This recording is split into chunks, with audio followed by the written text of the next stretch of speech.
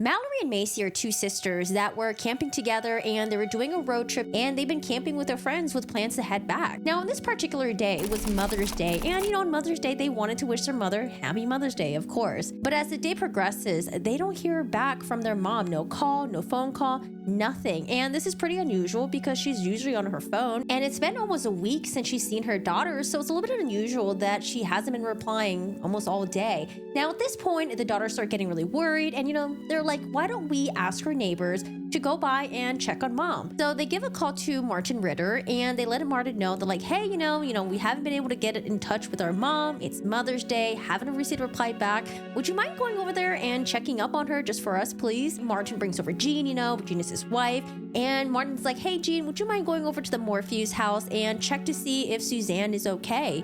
And so Jean goes over there, and since they're neighbors, she's got the code to get into the house. She goes into the house, she checks around, they got multiple bedrooms. She probably calls out for Suzanne, but doesn't get a reply back, doesn't hear anything. She goes back to the house to let her husband Martin know. Martin's like, you know what? Why don't we give Barry a phone call? Barry's Suzanne's husband. And so they call Barry and let them know, your daughter's called us, they're worried about the mom. She hasn't replied back yet. It's Mother's Day. And Barry's like, oh, well, you know what? Would you mind going back over there and checking to see if Suzanne's mountain bike is there? She likes to go biking. Maybe she's out somewhere. But if you can't find the bike, call 911. And she's probably like, oh, good idea. Let me go to the house. Let me see if the mountain bike is there. She goes to the house, looks around, doesn't see anything there, doesn't see the mountain bike. She quickly walks back over to her house. I don't see Suzanne. I don't see the mountain bike. So at this point, Martin's like, you know what? Let's call 911. They call 911 to let them know that, we have our neighbor here, Suzanne, and she's not around. She's missing. We don't know where she is. The daughter doesn't know where she is. Husband doesn't know where she is. And at this point, Jean's probably thinking, you know what? Maybe we're overreacting. So she goes back to the house, and she decides to leave some notes around for Suzanne, just in case if Suzanne was on a walk or something like that, or riding her bike and she comes home. That way, if Suzanne does come home, she'll have these notes where she'll realize that, like, oh my God, my family members are looking for me. They don't know where I am. Maybe her phone died. At this point, Barry, the husband, is all the way out in Denver. He's out there on a Sunday on Mother's Day because there's an emergency work thing that came up, and he had to be out there that day. So he's racing back, driving 2 to 3 hours. And while he's driving back, he calls his daughter, he gives Suzanne a call, and he finally gets a call from Colorado County Sheriff's Office. They informed him that they found Suzanne's blue bike. The bike was found not too far away from the residence, and Barry at this point, he's like tearing up. And so he's racing back. Now back to the scene where the bike was found. Sheriff's County office got a call that a woman with cancer had been missing. The daughters are showing up, the daughter's boyfriend, their family members, and they're all looking around for Suzanne. Now at some point, Barry shows up, and he's like looking around, talking to everyone at the scene, and he's worried that what if the mountain lions got to her? I mean, the bike looked, the way it was laid, it kind of looked like it, but there's not really that much damage to the bike. That's the thing. Lion? Yeah, it was just like lion. Was there no lion? Mountain lion? I didn't see anything that would... So they've been examining this bike for quite some time, and something about it is just odd. There's no personal items belonging to Suzanne. Her helmet wasn't there, no phone or anything like that, water pack. And they look around where the vegetation was surrounding the bike, and they notice that it wasn't flat. It doesn't seem like there was a crash here where someone would have fallen onto the grass. Additionally, the condition of the bike, it looked fine. There was no blood or anything, any signs of like maybe a mountain lion taking her. Doesn't seem to be any signs of a crash because the bike was completely in good condition. There's no like dents, nicks, or anything like that. So where the heck was Suzanne Morphew? Was it the mountain lions? Did she get abducted? Did she crash and did she hurt herself somewhere and she's like missing, lost? Or did she run off away somewhere? These are questions that investigators are entertaining at this point. Hey there, my name is Corrigan. I'm recovering from being sick right now. But if you guys enjoy this type of content, I like doing true crime, reading court documents, please consider hitting the subscription button and like the video as well. Now back to the video. So who exactly was Suzanne Morphew? Suzanne Renee Moorman was born to Jean Moorman and her mother, Adrienne Owen. She grew up in Alexandria, Indiana, a small town in Madison County. Now this was back then when people were having more kids. She's got 3 other siblings, David, Andrew, and her sister Melinda. Although I would love to have 4 kids running around sometimes in the future, maybe. Before she was born, her family decided to buy a root beer stand and name it Jean's Root Beer. This was their family business while Suzanne was growing up. Suzanne met Barry back in high school, and he was about 2 years her senior. Barry was a star baseball player at this time, and Suzanne finally graduates in 1989, where she attends Purdue University studying elementary education. She wanted to be a school teacher. A couple of years after her and Barry had been dating, they finally get married in 1994. Now, while Suzanne was young at this time, she was diagnosed with, I think, stage 4 non-Hodgkin's lymphoma, and she was able to beat that. At some point, they have 2 daughters, Mallory and then later on Macy, and Suzanne makes a decision to quit teaching because she wanted to be home and take care of her children. At this point, Suzanne, Barry, their 2 daughters, they've been in Indiana all their lives. So in 2018, they decide to make the move over to Colorado. Their oldest daughter, Mallory, got into school there and they wanted to be closer to her and also essentially start anew over there, start afresh. And they seemed to be a family where they were really close to each other. Because I remember when I was in college, I didn't really want to be near my mom. I wanted to do my own thing. I didn't want her to come near me. Now, back to the present day, the day that Suzanne Morphew goes missing. The investigators, they're trying to entertain different things like what could have happened to her. But of course, one of the things that they have to do is they have to look at people who are close to Suzanne, whether it's friends, family members. So they go to the daughters and they ask them, what's the relationship like between your parents? And the daughters say there's no marital issues. Their parents are very loving, they're in a good relationship. And so the investigators, when they go to check the house, they're looking around to see if there's anything amiss. And they noticed that one of the spare bedrooms, the sheets were missing.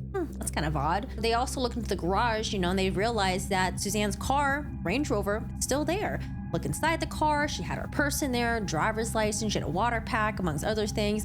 So it doesn't seem like she disappeared on her own volition. Her credit cards were there, cash was there, money and stuff like that. However, Barry did say that there was $70,000 that was missing from the safe. No mention that it looks like it was broken into. It seems like someone had access to the codes. Now, Suzanne and Barry, they've been living in Colorado for roughly 2 years now. Barry started another landscaping company and he also works as a subcontractor as well. Suzanne Morphew does the billing for his company. One of the daughters was still living in the house. And you guys have to remember that this was 2020 in May. This was during the height of the pandemic where we're doing the lockdowns in the United States. So what was going on the day before Suzanne goes missing? Barry said he was out in the morning at a job site doing some work with a coworker. Suzanne and Barry were texting that day. They were talking about going hiking. And at some point he comes home, he has lunch, and they both decide to have some time together. They both put their phones down, decided to grill some steaks. He was tinkering around the garage. She was washing the dishes. And then they have relations. It was one of the best nights that he's had in his life with his wife, he said.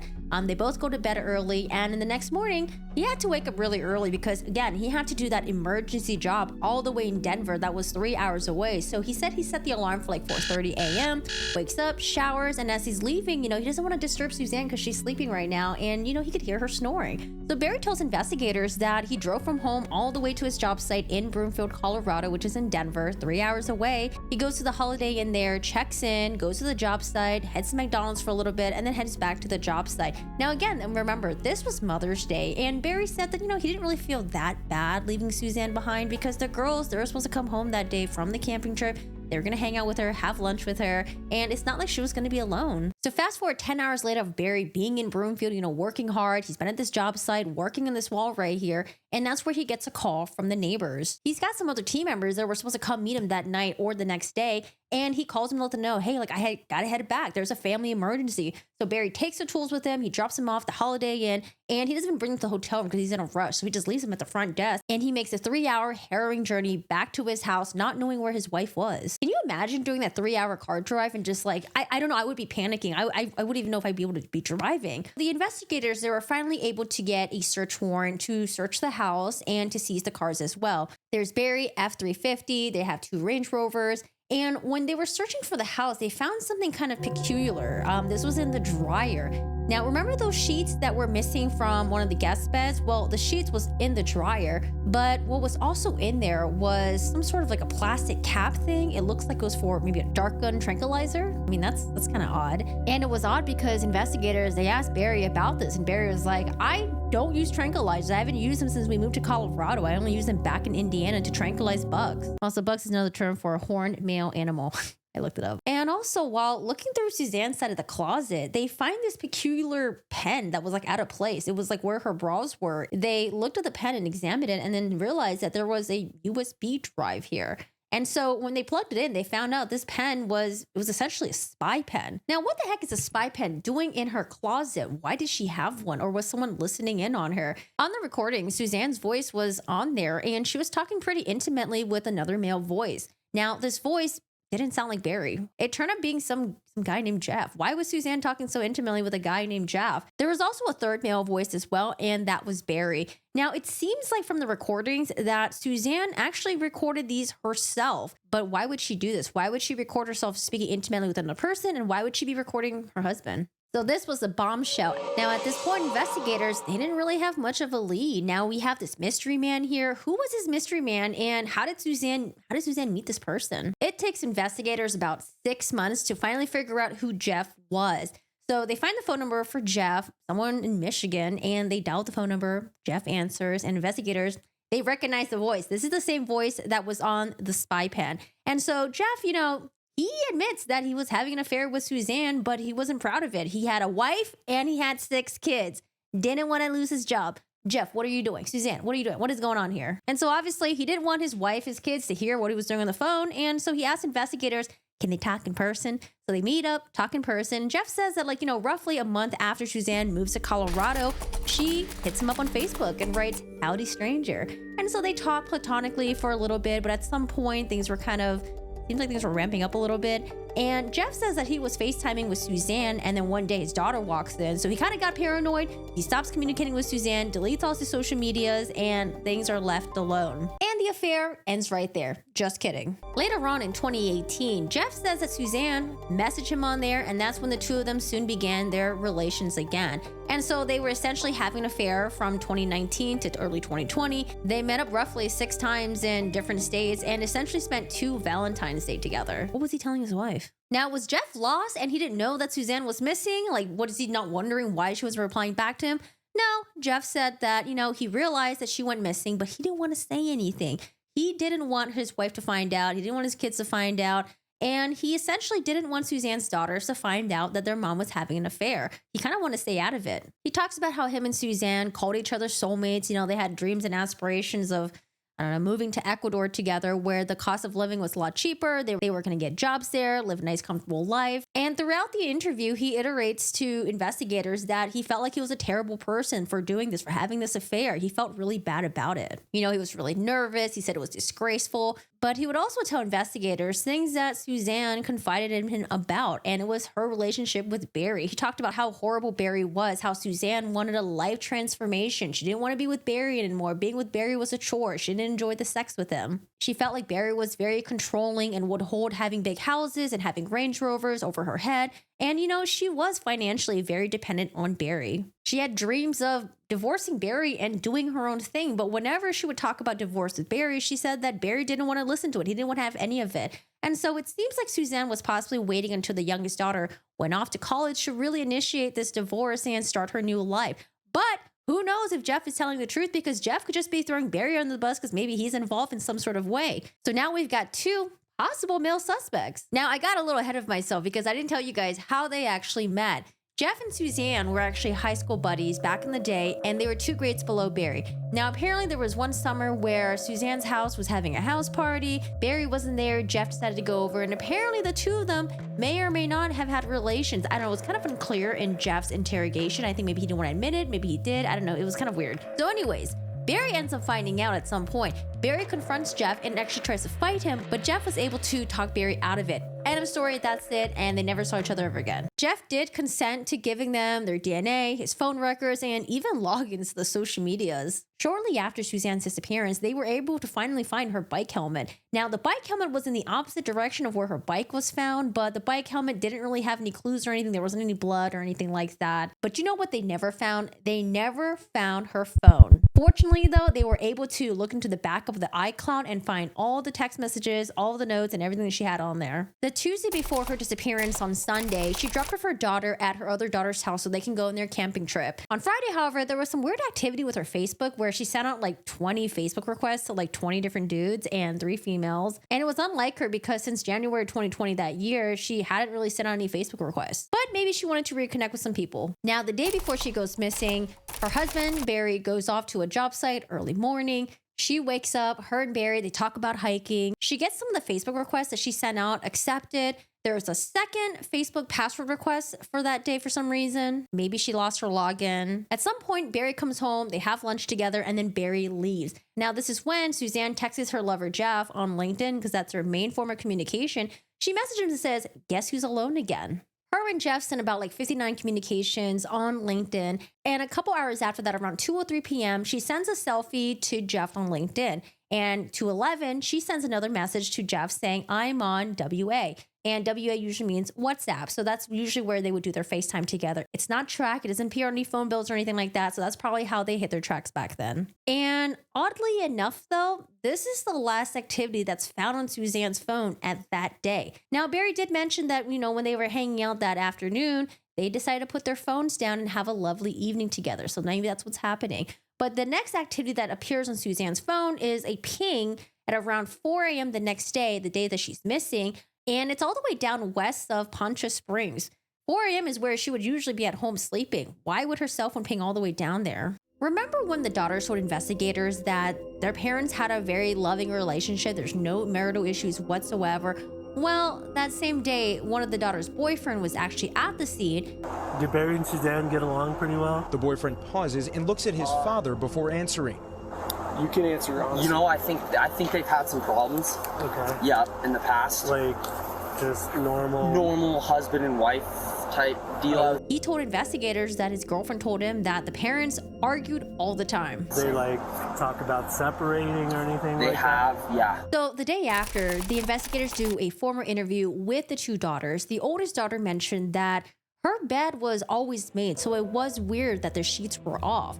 And then the younger daughter, Macy, she mentions that, she admits that her parents were actually having marital issues. She thought that they were going to divorce soon, that it was probably best if they separated. Additionally, remember how they were supposed to come back that Mother's Day, that Sunday, to spend the afternoon with Suzanne, have lunch with them? Well, both girls say that there were no plans of that. Yes, they were supposed to come back from the camping trip, but they weren't planning on going back to the Morphew house. So what was Barry talking about? Investigators at this point were really looking to Barry's story because there was a lot of inconsistencies. They looked back to the day where he said that he went to the job site. So let's talk about that. So on the day of Mother's Day, Barry said that he set an alarm at 4:30 a.m., woke up. But they were able to get the telematics off his Ford F-350 and found that around 3:30 a.m., it showed that the doors of his car was opening and closing from 3:25 a.m. to 3:48 a.m. And so Barry also had some mileage on his car that was unaccounted for. They calculated the trip from his house to Denver and all the other trips to McDonald's, the job site and all that, but they found that there was some indiscretion there.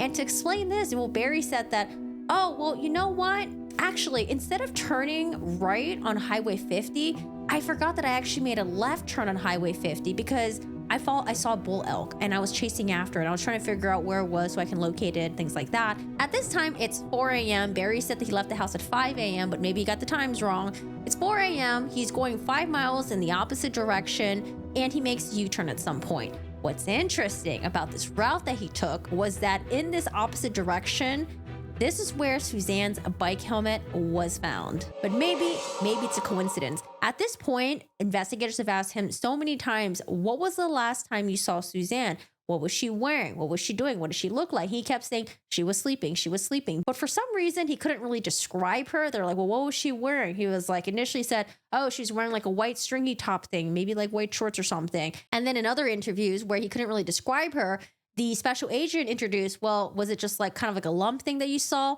And he was like, yeah. When I was leaving, I saw a little lump thing. She was snoring. But, I kind of get it because I was thinking about, the last time that I saw Dennis, what was he wearing? I don't remember. I honestly don't. And I did this a couple of times. And honestly, I do not remember what he was wearing. And this is a guy who wears almost the same thing every day. So I can get it. I get it that, you wouldn't remember what was the last thing that your significant other was wearing. Barry finally makes it to the Holiday Inn all the way in Denver, Colorado. Now, when he walks into the hotel lobby, they see him carrying 2 trash bags. He's got a khaki backpack. He's got some boots, some dark colored item, and a piece of clothing that had teal in color. About an hour after that, maybe Barry was tired and rested in the room for a little bit. It is a 3-hour drive. At 10:06 a.m., Barry exits the hotel room and he's carrying a charcoal long sleeve shirt, 2 white bags, and a pair of boots. At this point, at 10:20, he arrives at the McDonald's that he did mention. However, at 10:22, on the telematics of his Ford F-350, it shows that the driver door was opening multiple times. During this time, there was a bank that was across the McDonald's that had surveillance footage. And what they saw on there was that Barry was throwing away trash in the McDonald's trash can, which, I've done before. I've had some trash in my car, threw them away, not a big deal. But he had 2 items that he placed in separate trash bins at the different edge of the McDonald's parking lot. I don't know, maybe one was full and he was like, let me go to the other one, I guess. Investigators did ask, what did you throw away? Barry says, I don't recall. Now at this point, it's already been a couple months since Suzanne's disappearance, so maybe he genuinely didn't remember. Investigators asked why Barry was at the McDonald's, and he contemplated eating at McDonald's, but he was like, oh, but I have some granola bars in my car. Later on though, he did change his story and say that he didn't want to eat McDonald's and he was just gonna go to the gas station and buy granola bars there instead. I don't know. Now, what's also not mentioned in Barry's original stories was that he was at a men's warehouse and he was actually there for about 30 minutes. What was he doing there? Well, it shows that the F-350, the door was opening and closing at least 7 times. Around 11:15, 11:18 a.m., Barry decides to call Morgan, who's one of his contractors, and he wanted to let her know that, you know what? We need another person at the job site to do the repair. And so Morgan agrees. However, Morgan did tell investigators that it sounded like Barry was out of breath, maybe panting. He sounds hungover, but he doesn't drink. Kind of sound like he had the worst night of his life. Additionally, Morgan did tell investigators that Barry and her were supposed to drive to the job site together. They were supposed to arrive there that night, actually, not the morning, and that Barry never told her why he didn't pick her up. Barry would later on tell investigators that, I didn't want to ride with her because she smokes and I just wanted her to tail my car. But she didn't even tail his car, and he arrived to the job site 12 hours earlier than her. But maybe he wanted to get his eyes on the site. Maybe he wanted to get an early start because apparently the wall that they were working on, there were some issues with it where they did it the first time. It was a huge mess up and they had to redo it again. And Barry said it cost him $30,000 to do it. But anyways, Morgan says that Barry never explained to her why he didn't pick her up or anything like that. Kind of just, went along with it. Whatever, Barry. At this point, it's 11:23 p.m. and for some reason, Barry decides to go back to the Holiday Inn. At the Holiday Inn, he's wearing a different color shirt at this point. He's wearing a black t-shirt. He's got a black binder and some disorganized papers. He exits the hotel room after maybe 10 minutes. He's wearing a white t-shirt now. He's changed his shirt probably about 3 times at this point, and he's carrying a binder with papers. 11:57, Barry finally walks back to his F-350. Barry's explanation for this was that it was getting hot that day, and he changed from wearing a darker color shirt to wearing a light color shirt. Now, the job site is pretty close to the hotel, so by 11:57 a.m. to 12:25 p.m., his phone pings him being at the work site. However, he was only there for 30 minutes. He was there from 11:57 a.m. to 12:25 p.m. He makes an outgoing call to his daughter.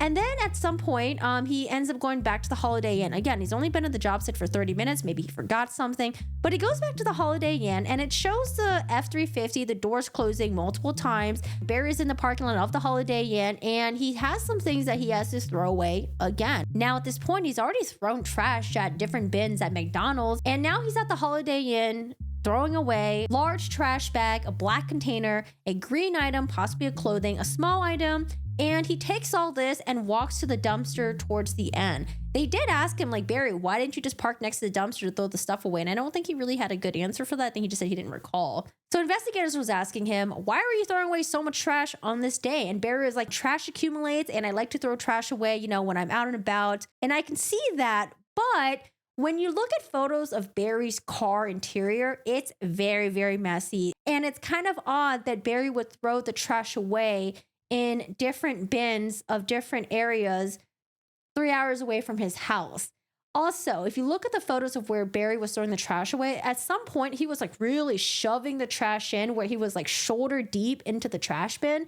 And he said that it was because the trash was already piled high, so he was just trying to push it in, I guess. And from 12:42 to 6:03 p.m., Barry's in the hotel room the entire time. So he's only been at the job site for 25 minutes and he spent 6 hours at the hotel room. However, if you look at the timing, he was there till 6:03 p.m. Martin Ritter called Barry at around 5:15 p.m. Now remember, when Martin Ritter originally called Barry, Barry told him that he was at the job site. It kind of seems weird why Barry would lie about this. Maybe Martin Ritter, maybe he heard wrong. However, Barry told the same story to investigators, to police officers, law enforcement. And so we don't know why Barry lied about this. Now, we're winding it back a little bit. At 3:50 p.m. that day, investigators were able to recover a text message on one of the daughter's phone, and it reads, "I'm just so sad," and other sister, "and I texted mom for Mother's Day and she still hasn't answered. I'm scared her and dad probably got into a big fight. I don't even know, it just made me want to be gone even more because I don't want to be around them and it hurts me. And I know sister is working. I might have to go home a lot more. It'll probably be the worst summer of my life." I'm assuming this is from Macy and she's talking about her older sister. Older sister's probably gonna have to be working and stuff like that. And then she's gonna be alone home with mom and dad while they're arguing. Additionally, this is backed up by messages between Suzanne and one of her best friends named Sheila. Sheila lives all the way back in Indiana, and Sheila is one of the best friends that Suzanne will confide in about issues that she would have with Barry. Similar stories that she told to Jeff, her lover. So 10 minutes after the text message the sister sends out, she reaches out to the neighbor, asking the neighbor to check on the mom. And so when Barry finally gets the final phone call at 5:45 from the neighbor, at this point, the neighbor's already called 911 and let Barry know that Suzanne's not there. Barry, well, it kind of takes a bit to leave the hotel room to get to the car. But maybe we're being nitpicky. Let's see how long Barry takes. So Barry gets a phone call 5:45. At that point, they've already called 911. What I did find weird was that upon having the neighbor to go check on Suzanne, and he was like, "Go back there, check to see if her bike there. If her bike's not there, call 911. It's kind of weird that he would jump to 911 right away instead of like, "Oh, let's look for her around here, around there." I want to note that Barry didn't even make an effort to call Suzanne around this time. He didn't even call like any of her family members or anything like that, trying to find out where Suzanne is. Didn't call any of her friends, their friends, other people. Because if my significant other was missing, or my friend or something like that, I would be calling around to different people trying to figure out, oh, maybe like you're with them, or was she with you? Did you pick them up? Things like that. It wouldn't just be like, oh, go to the house. Oh, if the bike's not there, call 911. That's kind of just like really like, I don't know, escalating it, but also not really making an effort to really find her. It seems like maybe he already knew what happened to her. But anyways, at 6:09, Barry gives a call to Morgan. Morgan's the one that he was supposed to meet up with for the job the next day, and lets her know that there's a family emergency. At 6:12, Barry finally leaves the hotel. This is 22 minutes afterwards. At 6:20, Barry calls one of his daughter. And I do want to note that at 7:21, Barry finally calls Suzanne's cell phone. This is roughly about 2 hours after being notified that she was missing. Later that night at 10:30 p.m., Morgan does finally arrive with another person to work on the job site. However, they check into the hotel. They see the tools that Barry left for them, but Morgan realizes that Barry didn't even bring the right tools. There was no packer or gravel. When they get to the job site the next day, they saw that Barry didn't really even do anything there. Remember, this guy decided to get a jump start 24 hours ahead, and he was only at the job site for about 30 minutes. He spent most of his time emptying out his car and cleaning the trash, changing t-shirts, and sleeping in his hotel room, I think. Investigators, they interviewed a couple of Barry's friends, their acquaintances, some family members, and they quickly were able to find out that there were a lot of people that kind of had an inkling that Barry might have been involved. He might have been guilty, or people who had bad business dealings with him or heard that they had bad business dealings. He must have snapped. He must have done this to Suzanne.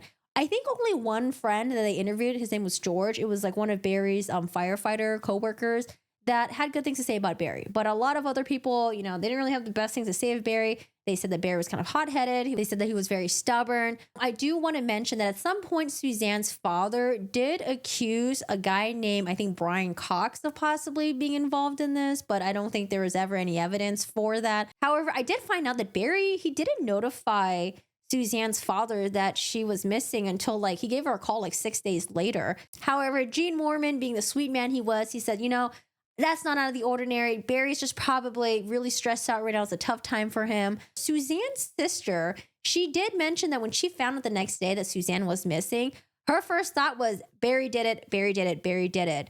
Same thing with Suzanne's brother as well. Suzanne's brother had an inkling that Barry might have been involved. Now, maybe Barry had a long list of people that didn't like him, but does it mean that he did it? No, not necessarily.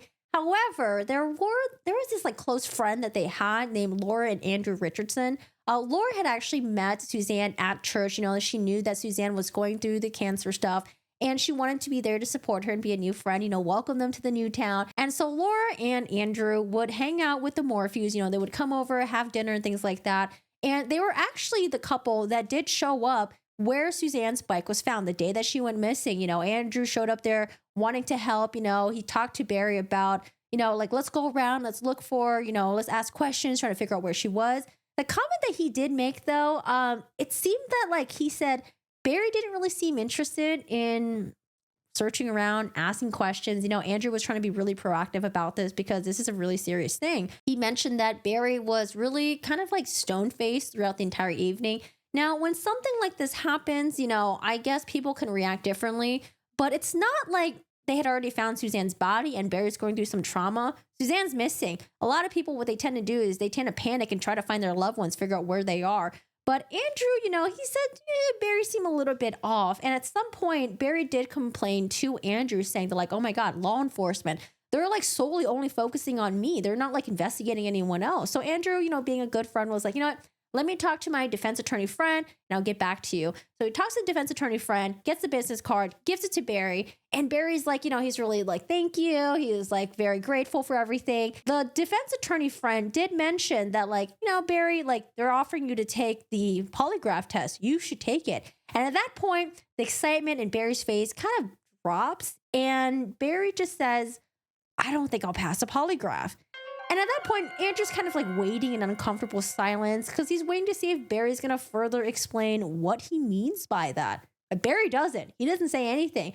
And so uncomfortably, Andrew's just like, okay, well, I'm just going to go now. Yeah, I'll see you bye in a bit. And so those are just some weird things that people have said about Barry. My neighbors started blasting their music, so I'll continue this video on the next day. I'll probably have a different outfit. That's why. Hello, new day here. Now let's talk about the timeline leading up to Suzanne's disappearance on Mother's Day of 2020. In January of 2020, Sheila purchased a spy pen for Suzanne because Suzanne didn't want Barry finding out that she was purchasing it maybe on their Amazon account. Suzanne had like a long time inkling that Barry may have been cheating. And this was something that she already had suspicions about back when they were in Indiana, you know, before they moved to Colorado in 2018. Oh, Dennis just made me some tea. Yummy. All right, back to the story. So remember that the affair between her and Jeff, it wasn't really initiated until after she moved to Colorado in 2018. So she had suspicions before she had her own affair. So maybe, you know, that's why she got into the affair. Maybe she was like, you know what, Barry, if you're having an affair, I'm going to have an affair too. I don't know. Not really a good reason to have an affair, but maybe that's what her mindset was at the time. I do want to note that Melinda Baumunk, who is Suzanne's sister, she said that 6 months before Suzanne disappeared, things were getting a little bit tense between Barry and Suzanne's marriage. Now, remember the lover, Jeff, well, his name is Jeff Liebler. He said that Suzanne told him back in April 2020, that Suzanne had a talk with one of the youngest daughter, Macy, and let her know that, like, you know, she's thinking about having a divorce with Barry. There was also this very odd April 24th deleted image that they were recovered from Barry's phone. And it was essentially a text message from Suzanne to Barry saying, oh, I'm sure your mistress has you all happy now, so you can say you love me, but bully me when you're with me, ... Yeah, that's love. Now we're going to fast forward to a couple days before Suzanne's disappearance, starting with between May 4th, May 5th of 2020. Now it seems around 4 or 4 p.m., Barry and Suzanne, they had a bunch of calls going back and forth. And I just want to note that Barry hasn't called Suzanne this year since February 2020. So there's been some like 6 calls between them. They actually recovered 8 calls, but for some reason, Barry decides to delete some calls between him and Suzanne. Investigators just ask him, why did he do this? He's like, I don't know. I don't recall. I don't recall. Maybe because I needed some more phone space. But I'm curious to know if he only deleted calls between him and Suzanne, or was he also deleting calls between him and other people? Because if you're clearing space from other people, you'll be deleting all the calls, not just between you and your wife. Tuesday, May 5th, 2020, Suzanne drops off her youngest daughter, Macy, off at her older sister's apartment in Gunnison. Now at this point, Suzanne is alone at home with Barry. The youngest daughter's not there, older daughter's not there as well. And the next day on Wednesday, May 6th, there's this really odd message that Suzanne sends to Barry at 10:13 a.m. She writes, I'm done. I could care less what you're up to and have been for years. We need to figure this out civilly. From 2:43 p.m. to 5 p.m., Barry sends a couple messages to Suzanne, and these were deleted from his phone. So investigators were able to recover it at some point. And these were messages saying, when I'm dead, going to see my savior, this life on earth is a mere grain of sand compared to eternity. Investigators interpret this as him possibly threatening Suzanne with Now, during the same day, Suzanne makes a note on her phone and she's basically listing a list of grievances that she has against Barry. Now, one that really caught people's attention, especially investigators, was that she writes, accused me of boyfriend and cancer medication, 5-6. So this is essentially saying the fight that they had on this day was about Barry accusing Suzanne of her having a boyfriend. On Thursday, May 7th, Suzanne takes her bike to get the tires replaced at a high-end bike shop. Now, remember this key detail right here, okay, for later on. Now, this next day, it's Friday, May 8th, 2020. This is when Suzanne, her Facebook was sending out about 20 plus Facebook friend requests to 20 different males, 3 females. And this happened between the time of May 8th at 9:04 p.m. to Saturday, May 9th, 2020, 6:01 p.m. Now, investigators are wondering, did Suzanne send these out? Why would she do that? She hasn't done it in the past couple of months. Maybe she wanted to make friends. Maybe she wanted to piss off Barry, or maybe someone had access to her Facebook. When they interviewed some of these men thought it was weird that Suzanne would out of the blue send a Facebook message request because they haven't talked since, they knew Barry back in high school. It's been like a couple of years. And it was really odd to get this Facebook request because it's not like they've seen each other throughout the years at all or have reconnected whatsoever. It might have seemed like as if someone's trying to figure out who Suzanne is still connected with, and that's why he's sending out these Facebook requests. Maybe. Saturday, May 9th, the day before Suzanne goes missing, Barry has a job with Morgan, the contractor that he normally works with, and that's being corroborated by Morgan. They have a job early morning. They went to 2 different job sites. At this point, Suzanne's at home, and she's starting to see that on her Facebook, there's some friend requests that are being accepted. And she does, we don't really know who does it, but there is a second password reset on Suzanne's Facebook, but we're not really quite sure if Suzanne did it. Maybe she thought she was hacked. Maybe she couldn't log in, or maybe it was someone else trying to get to her Facebook again. Maybe she changed her password. We're not really sure. But Suzanne does send this message over to Barry, and it says at 8:40 a.m., sorry, I forgot about Rob Mazzell last night, but I will continue to do your invoicing when you need to. Because remember, Suzanne was doing the invoicing for Barry's company. However, the way that she wrote this, when she says, but I will continue to do your invoicing when you need to, it seems like maybe there's already a disconnect between her and Barry in terms of she's already ready to disengage and has told Barry, I want to disengage from this relationship. But however, if you need me to, I'm going to continue doing your work for you because I know you need it.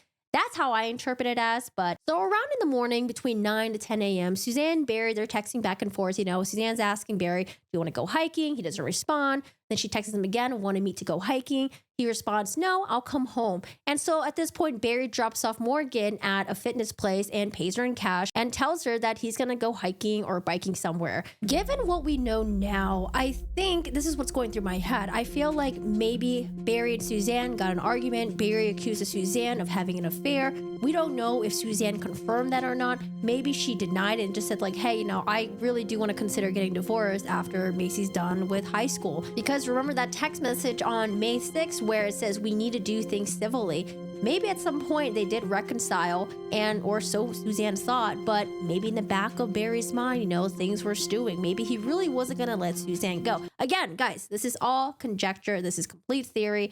This is just what I'm thinking based on the evidence that I've seen, the communication, and all the stuff that I've been reviewing. I could be totally wrong, but it could explain why after they had this, huge fight, Barry, threatens to end himself. They could have reconciled, and Suzanne thought things were going to be moving civilly, so that's why she's like, hey, do you want to go hiking and stuff? And I think they went to get pizza at some point, and she's like, I'm going to continue doing your invoice for you. So it seems like maybe in Suzanne's mind, maybe she thought that hey, I dropped this bombshell on him. He responded well, but we agreed to be civil with each other for the sake of the girls. So at 11:15 a.m., Barry's phone shows that he's traveling west on Highway 50. Kind of looks like he's making his way home. From 11:30 to 12:31 p.m., investigators saw that it looks like Barry was sort of near within his house range, but it didn't seem like his truck was pulled in the driveway. Kind of looked like that he was in the woods at his house. And he doesn't mention this for months in any of the interviews until the investigators brought this piece of evidence up. They're like, hey, it doesn't look like you're actually at your house. So Barry's like, you know what? I actually remembered. I think I was actually chasing some turkeys. Yeah, there's some turkeys around. I was probably in the woods looking around for the turkeys. From 11:40 to 1:40 p.m., it shows that Barry and Suzanne's phones were at the house together. At 11:27 p.m., it shows that Barry arrives at the Morphew house. However, we don't know if him and Suzanne saw each other at all, if she knew that he was there, or if he did stop by and say hi, because shortly after that, at 11:42 a.m., Suzanne sends a message to her lover, Jeff, and says, guess who's alone again? Suzanne and Jeff, they sent about 59 communications on LinkedIn because that's usually normally how they communicated. And once the coast was clear, they would get on WhatsApp to do FaceTiming. From 11:52 to 12:31 p.m., Barry appears to head west of his home. Supposedly, this is when he initially told investigators that he was having, lunch with Suzanne. Barry says like, oh, you know what? I was looking for a turkey. But again, he didn't mention this in the first couple of interviews when he had with investigators. This is months later when investigators start compiling a bunch of evidence and they were showing him that like, hey, you were actually here, here, and here. And it doesn't really align with the initial story that you were given. And now Barry, a guy who kept saying like, oh, I don't recall this. I don't recall this. I don't recall that. But all of a sudden, when pressed with these evidence, he's like, oh, you know what? I was hunting for turkey. Yep, I was looking for turkey. At 1:38 p.m., investigators think that Barry leaves, but it seems like, with how fast he was moving, it seems like he might have been on foot, probably heading back to where his truck was. Again, not really in the driveway of his house. At 1:51 p.m., Barry calls Suzanne, but this only lasts for about 2 seconds.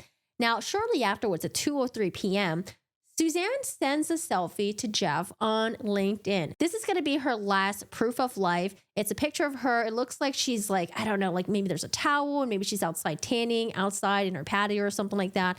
And at 2:11 p.m., Suzanne sends another message to Jeff saying, I'm on WA, meaning I'm on WhatsApp. A little bit afterwards at 2:26 p.m. though, Barry sends a text message to Suzanne saying, done, headed back. Now, there's been a lot of confusion of whether or not Barry did his work with Morgan, came back and had lunch, and then went back out and did he come back again? It was a little bit confusing looking at these messages.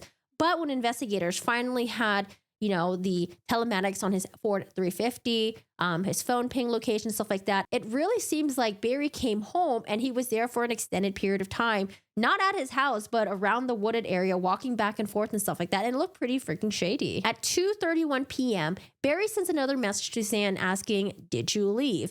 Now at 2:39 p.m., 2:46 p.m., and 2:47 p.m., Jeff Lieber responds back to Suzanne, but he never gets a reply back. He's essentially responding to the selfie that she had sent to her earlier.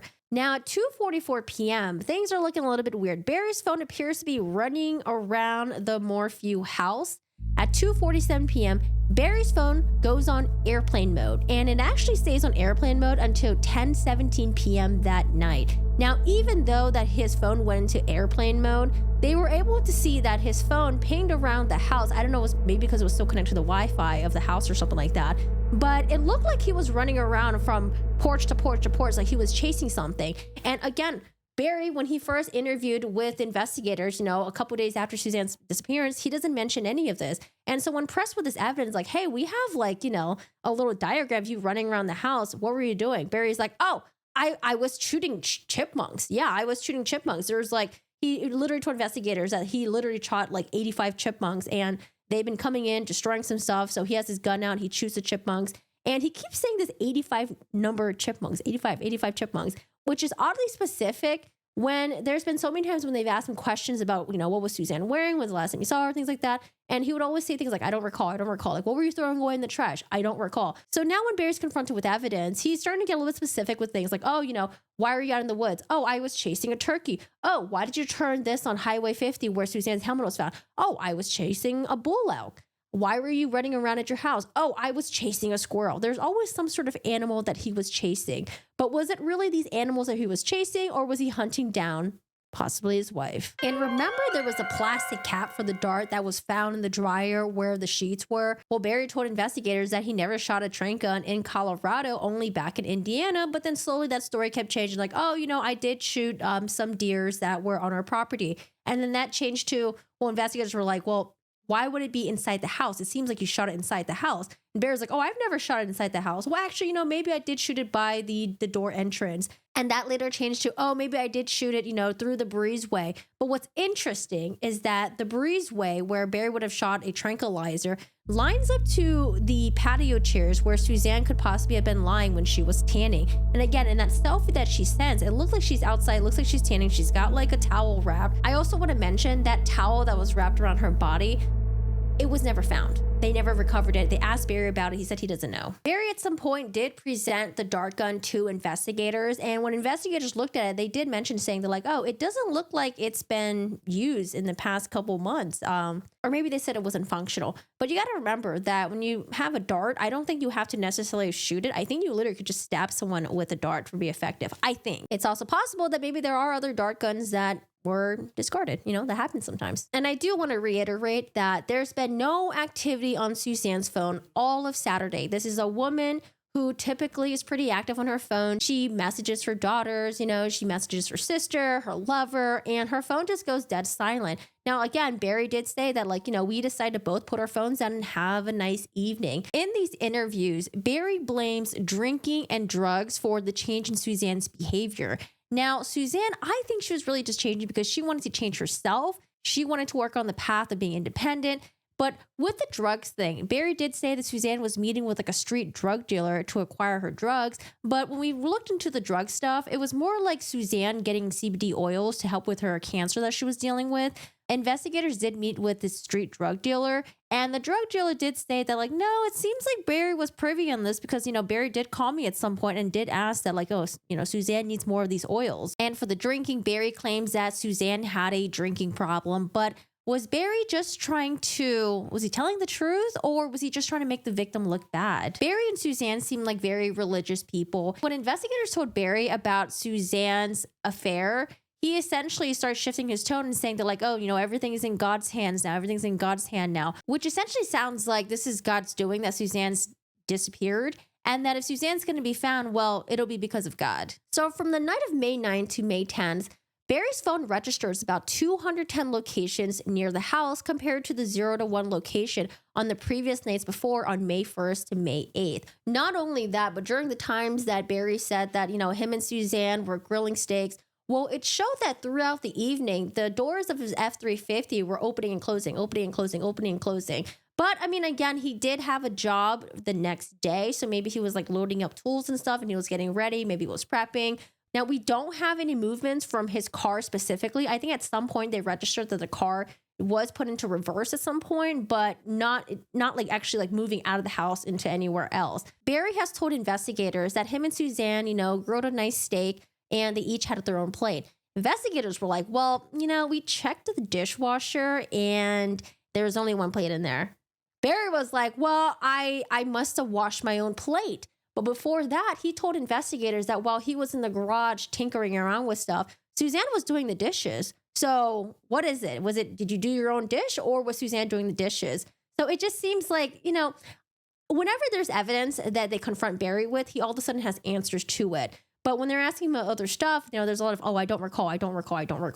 It just doesn't look good for Barry. That's what I'm saying. It really does not look good for Barry. Now, we talked about what Barry was doing on Mother's Day, May 10th, 2020. But I do want to say that from 3:25 a.m. to 3:48 a.m., the Ford F-350 registered 0 miles at Morphew's house, but it shows a door opening and closing multiple times. Again, Barry said that, you know, I set my alarm at 4:30 a.m. And when that was disputed, he was like, oh, you know what? I just woke up naturally. It was just my body reaction just to wake up. But I did remember that I woke up at 4:30, and I look at the clock that, like, you know, thinking if I left at 5, I'll get there by 8 a.m. But, you know, based on the activities of his phone, on his car, it shows that he was up well before that time. Was he having a busy night? Like, why was he awake? Could he not sleep? What was he doing? What was he up to? Now, I mentioned this before, but I do want to say that 4:23 a.m. was the last known ping for Suzanne's phone. This was in 11.5 miles west of a cell tower in Poncha Springs, Colorado. What happened to her phone? Did her phone eventually die? Was it also in airplane mode? We're not really quite sure. They never recovered the phone, but luckily they were able to get the data from her iCloud because it was being backed up constantly. Thank goodness. Now, we talked about the spy pen, about Suzanne trying to spy on Barry to catch him cheating, catch him on the act, trying to find out what he was doing, because Suzanne would say that Barry would disappear at certain periods of time.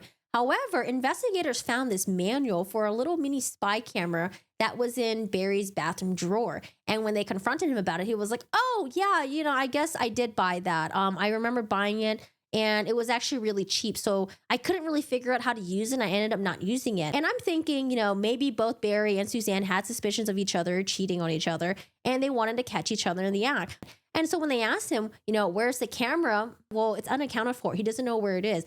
Was he already also spying on Suzanne as well? As for the pen, there was never any recordings that showed that Barry was cheating on Suzanne. There was a recording of Barry while he was driving to another job site where he was listening to forensic files. And, you know, we listen to true crime stuff all the time. Doesn't mean we're criminals or anything. But what was kind of interesting about the forensic files thing was there was an episode where a woman goes missing after riding her bike and the animals actually scavenge her bone. So maybe investigators were thinking, oh, maybe this is where Barry got the idea of, you know, Suzanne being taken away by mountain lions. And I want to mention that the property that they were living in, there were surveillance cameras on the outside that would be able to show if someone was coming in and out.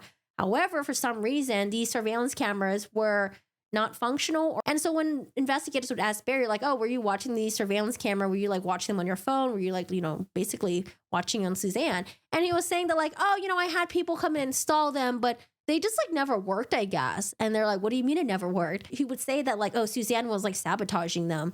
Or he would say that like, oh, you know, like they were trying to get it to work and Suzanne would do something to them. And, you know, they kind of just didn't work and I kind of just didn't do anything about it, which is weird. I don't know if Suzanne would even know how to sabotage it. Maybe she did. Or, you know, maybe Barry did have it installed and at some point, maybe he took them down. Maybe he kept the footages and maybe he threw them away somewhere. I don't know. But a lot of the answers that Barry gives are just kind of, they're just weird. It could be the point that like maybe he's really nervous when put under pressure. But I mean, come on, like, there's just a lot of things about it that just not look good. So the evidence against him does not look good. Yes, they're circumstantial. And it's just things that he's saying during these interviews, the changing the stories and all that doesn't look good for Barry. And remember how Barry told law enforcement that night that there was $70,000 cash in the safe that was missing. I don't know, kind of looks like he was trying to set it up. So Suzanne may have taken $70,000 in cash, took her bike, possibly ran off with her lover, but then also gave a possibility that maybe she was taken by mountain lions. That's what I'm thinking. Barry also told investigators that Suzanne rides her bike typically in the morning. So maybe trying to stage it as when he left for work that morning on Mother's Day, Suzanne went on a bike ride that morning and that's how she disappeared. But everyone else in Suzanne's life said that Suzanne typically rides in the afternoons. Her daughter said that. Even Jeff Liebler said that. And then when you go through Suzanne's Instagram stories, it shows her riding only in the afternoon. That would explain why Saturday they had a full day together. She didn't respond. But the moment that he left her, that was when she rode her bike. And that's when she disappeared. And that's why she never responded to any of the text messages all of Sunday morning, afternoon, evening. And don't forget about Barry going to the job site. Why did he go to a job site 24 hours ahead of when he was scheduled to go? And he was only working there for about 30 minutes. What did he spend most of his time doing? Well, he was throwing away trash at various locations. But when he got back to the hotel room for 6 hours, it seems like maybe he was trying to take a nap and catch up on sleep from the night before because maybe he wasn't getting sleep the night before because he was up to something and possibly discarding a body. And maybe at this point you're thinking, wow, this could be an open and shut case. Oh my God, the headaches. Now, the reason why this case kept me up, or I just been thinking about this case a lot, is because a lot of things that happened afterwards that really got to me. Now, at some point, so May 5th, 2021, about a year after Suzanne's disappearance, Barry Morphew was finally arrested. I do want to mention, though, that there were special agents that were working on this case, and they felt like the arrest was premature. They thought the sheriff's office was, they should have waited a little bit before they arrested Barry. I think the sheriff's office said that they wanted to protect the public from Barry. They thought he was at flight risk. They didn't want him to run off or something like that. But the sheriff's office decided to arrest Barry against the wishes of the people that were, the other agents that were working on this case. They have a preliminary hearing. This is essentially where the prosecutors are going to go over the evidence that they have against Barry. And the judge is going to determine whether or not there's enough to continue on to possibly a trial. At a preliminary hearing, the judge has to determine whether or not there's probable cause. So the probable cause is actually a lower burden of proof than when you're at an actual trial. At an actual trial, it's beyond a reasonable doubt. The state had these expert witnesses that were going to testify, and they were veterinarians. They mentioned that the tranquilizers that Barry used, Barry said he had BAM, Telazol, xylazine. And one of the tranquilizers, it probably would have taken about 8 to 12 minutes for a woman like Suzanne to be fully sedated. Another expert says that they probably thought that Suzanne could have been running around for 2 to 3 minutes. I think based on this theory, it's possible that Barry could have been stalking around the house to see what Suzanne was up to. That's why he parked his car, out towards the wooded area and was walking on foot. Maybe he was spying on Suzanne, seeing what she was up to, and he decided to take her down by methods of what he usually did best: hunting, tranquilizing. Whether it was with another tranquilizer gun that hasn't been recovered, or maybe he might have just jabbed her herself. They said that the dose for this could possibly be fatal for humans as well. So maybe it was accidental, maybe it was not accidental. They did mention that breathing for Suzanne would be kind of difficult, and it could sound like she was snoring, because when Barry said the last time he saw Suzanne was when she was sleeping in their bed and she was snoring. So, they're trying to connect the two right there. Now let's talk about all of the mess behind the scenes, because Barry was set to go to trial at some point. He was supposed to have trial, I believe it was like last year. However, there was so much fuckery going on between the prosecutors. There were issues where the prosecutors were not providing discoveries to the defense in a timely manner. And it was not like, oh, this happened 1 time, 2 times, 3 times. This just kept happening over and over and over and over. The judge deemed that the state not being able to provide discovery in time was negligent, bordering on reckless. Now, the judge ended up excluding about 12 out of the 14 expert witnesses that were supposed to go up there and testify against Barry Morphew. Now, because of this would severely, severely hinder their case against him. So you know what happens? Roughly a couple of days before Barry was supposed to have trial, they dropped the charges without prejudice. Wild. This was going in Barry's favor. Now, without prejudice means that they can, at some point in the future, still charge him again. So Barry, you're not really off the hook. The state, if they have evidence that they have in their possession that might be exculpatory to Barry, they still have to provide it. Even if it clears him, even if it's favorable to him, they have to provide it no matter what. That's part of Brady v. Maryland. Now let's talk about some of the evidence that defense was saying that the state had and they didn't turn over to Barry. Remember when I mentioned Gene Mormon, Suzanne's father? He initially thought that it was another person, Brian Cox, I believe, that was involved in this.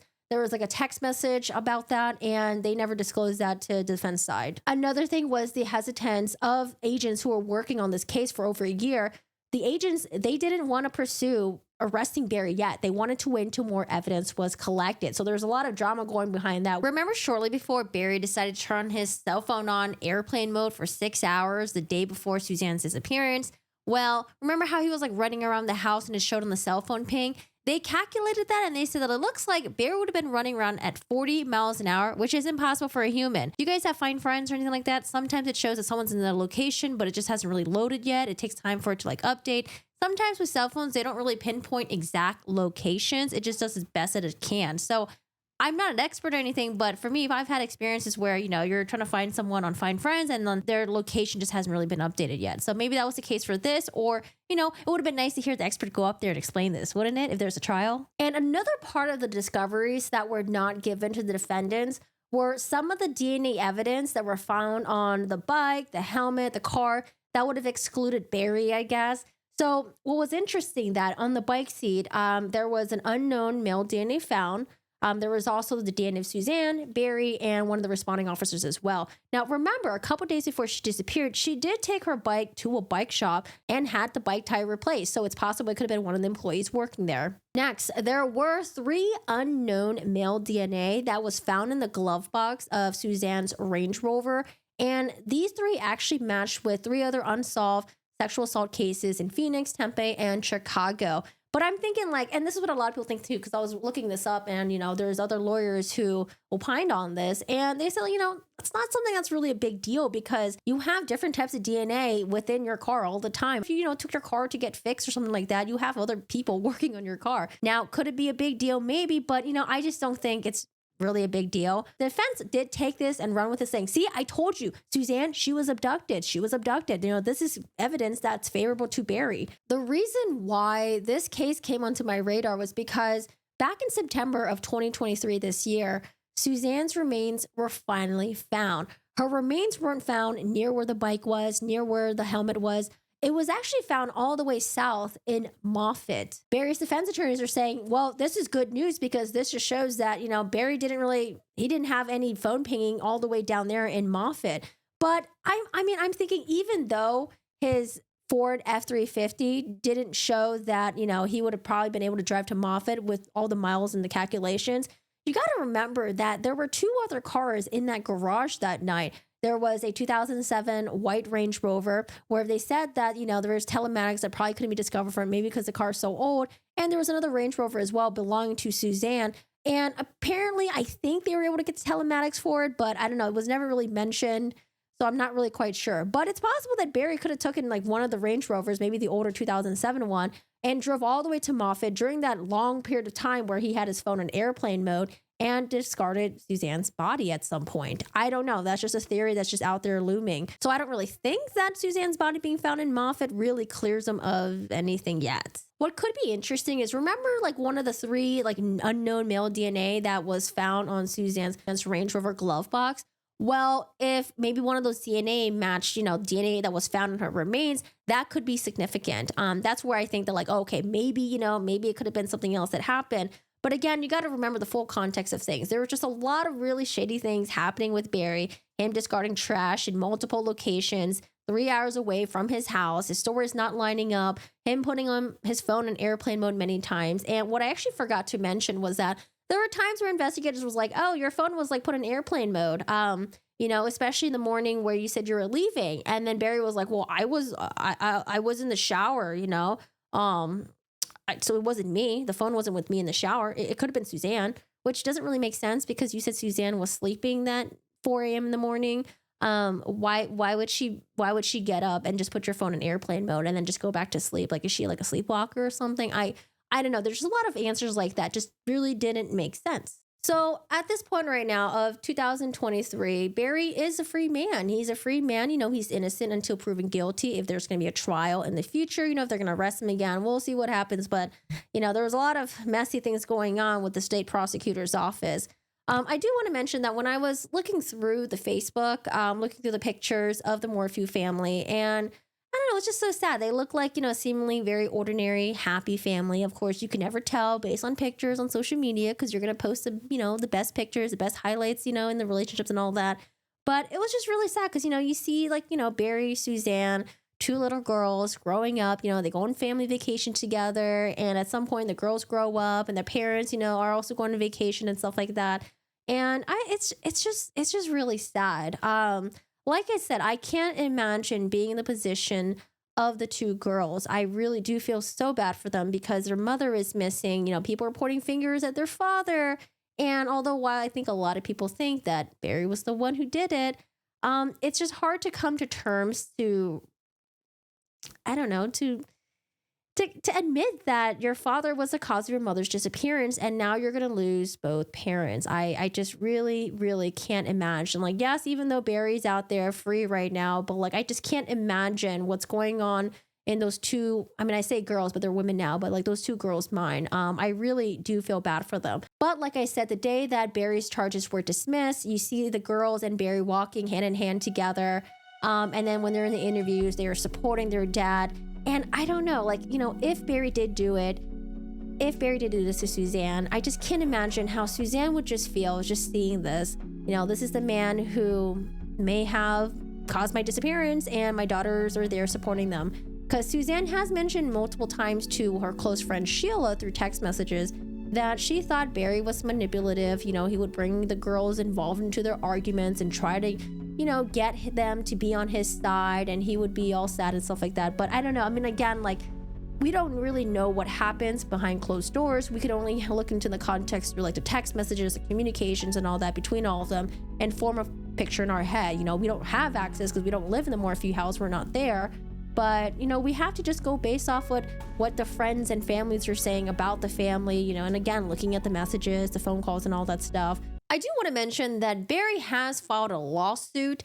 In the lawsuit, he lists more than 30 defendants, including Chaffee County 11th Judicial District Attorney's Office, Chaffee's County Sheriff's Office, individual agents with the Colorado Bureau of Investigations, and the FBI also are listed on there as well. They are seeking $15 million for damages his arrest caused and his belongings back from the investigation and court fees as well. And a couple months after this is when Suzanne's remains were finally found. Before we end this, I did want to read some really kind words that people had for Suzanne. She was one of those people that would make you feel happy when you saw her. She was someone that would make you feel comfortable, and she was so kind and open and would do anything for you. Some days I would sit next in the chair next to her getting chemo. Suzanne was one of the nicest people I have ever met. She was always cheerful, had a great attitude about her cancer and life. She loved her daughters more than anything in this world, and they loved her more than anything else too. Suzanne has always been a wonderful person. Growing up, she truly was kind to everyone. She would always be there to lend an ear if you needed it, quiet, beautiful, and always carried herself well. And I know there's going to be some people in the comments that has ire towards Suzanne because of her affair, but she didn't deserve any of this. She didn't deserve to die for this. Yes, she's made her mistakes. Yes, she could have gone about it a different way. But again, you got to remember, it seemed like to Suzanne, she was struggling with her marriage. She thought her husband was cheating. She was probably trying to seek independency in her life. For the first time in her life, she was trying to work as a fitness trainer. She beat cancer for the second time in her life. She wanted to pursue her own dreams and do her own thing. And yes, she made horrible decisions with having an affair, hurting her family, especially her daughters, but she just didn't deserve any of this. I don't know. This case is just really, really devastating. I'm definitely going to keep my eyes on this, keep tabs on this to see if there is going to be another, future arrest, for the disappearance of Suzanne Morphew, because her remains were found, and maybe at some point investigators will have new evidence. Now, this case had a lot of information out there. All the evidence was released, and there were a lot of things that I didn't mention. You guys can do the research yourself, but there's a lot of things I didn't mention because I wasn't sure if it was really pertinent to it or not. But I don't know. Take a look at this. This case is just wild. Just wild. A lot of things going on, a lot of accusations and stuff like that. But thank you so much for watching this. If you guys enjoyed the content, please hit the like button. Feel free to subscribe as well. I do live streams on YouTube where we cover, true crime cases. We go over court documents and stuff like that.